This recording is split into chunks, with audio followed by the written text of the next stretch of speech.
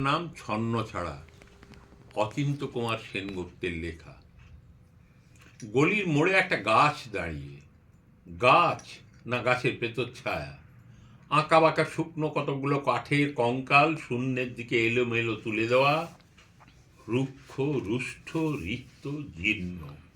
লতা নেই, পাতা নেই, ছায়া নেই, ছাল বাকল নেই, নেই কোথাও এক আঁচড় সবুজের প্রতিশ্রুতি, এক বিন্দু সরসের সম্ভাবনা।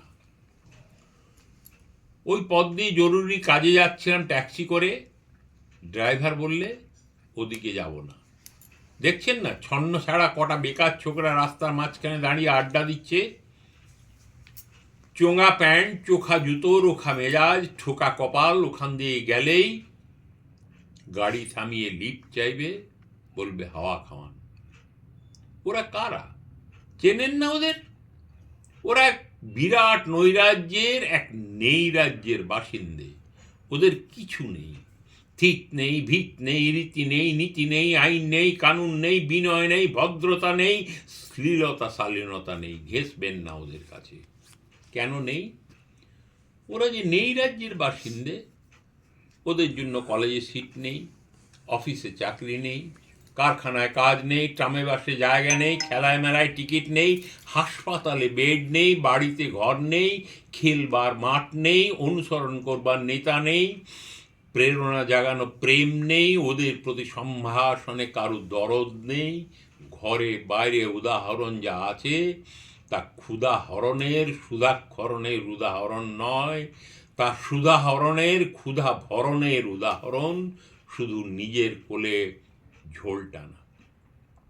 এক ছিল মধ্যবর্তী বাড়ির এক চিলতে ফালতু একটু রক, তাও দিয়েছে লোপাট করে। তাই এখন পথে এসে দাঁড়িয়েছে সড়কের মাঝখানে।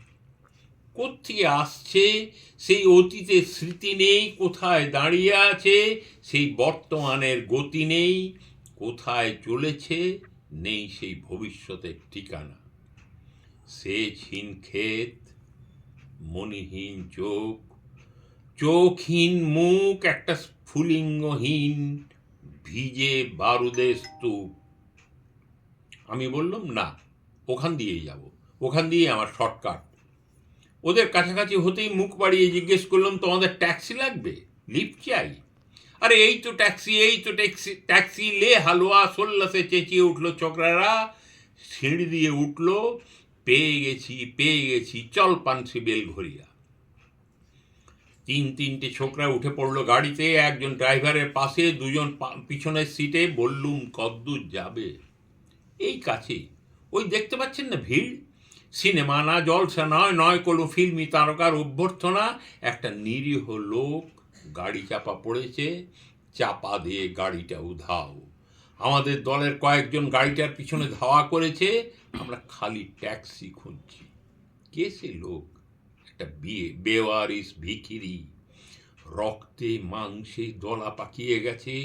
ওর কেউ নেই, কিছু নেই, শোবার জন্য ফুটপাত আছে তো মাথার উপরে ছাদ নেই, ভিক্ষার জন্য একটা পাত্র আছে তো তার মধ্যে একটা বিরাট ফুটো। রক্তে মাখামাখি সেই দলা পাকানো ভিখারিকে ওরা পাঁজা করে করে ট্যাক্সির কোলে তুলে দিল। চেঁচিয়ে উঠল সমস্বরে, আনন্দে ঝংকৃত হয়ে, প্রাণ আছে, এখনো প্রাণ আছে। রক্তের দাগ থেকে আমার ভব্যতা ও শালীনতাকে বাঁচাতে গিয়ে আমি নেমে পড়লাম তাড়াতাড়ি। তারপর সহসা শহরের সমস্ত কর্কশে কঠিনে, সিমেন্টে, কংক্রিটে, ইঁটে, কাঠে, পিচে, পাথরে, দেওয়ালে দেওয়ালে বেজে উঠল এক দুর্বার উচ্চারণ, এক প্রত্যয়ের তপ্ত শঙ্খধ্বনি। প্রাণ আছে, এখনো প্রাণ আছে, প্রাণ থাকলে স্থান আছে, মান আছে, সমস্ত বাধা নিষেধের বাইরেও আছে অস্তিত্বের অধিকার। ফিরে আসতেই দেখি গলির মোড়ে গাছের সেই শুকনো বৈরাগ্য বিদীর্ণ করে বেরিয়ে পড়েছে হাজার হাজার সোনালি কচি পাতা, মর্মরিত হচ্ছে বাতাসে। দেখতে দেখতে গুচ্ছে গুচ্ছে উথলে উঠছে ফুল, ঢেলে দিয়েছে বুকের সুগন্ধ। উড়ে এসেছে রং বেরঙের পাখি, শুরু করেছে কলকণ্ঠের কাকলি, ধীরে ধীরে ঘন পত্রপুঞ্জে ফেলেছে স্নেহার্দ দীর্ঘ ছায়া, যেন কোনো শ্যামল আত্মীয়তা। অবিশ্বাস্য চোখে চেয়ে দেখলুম কঠোরের প্রচ্ছন্নে মাধুর্যের বিস্তীর্ণ আয়োজন। প্রাণ আছে, শুধু প্রাণই এক আশ্চর্য সম্পদ, এক মৃত্যুহীন মর্যাদা। বাহ।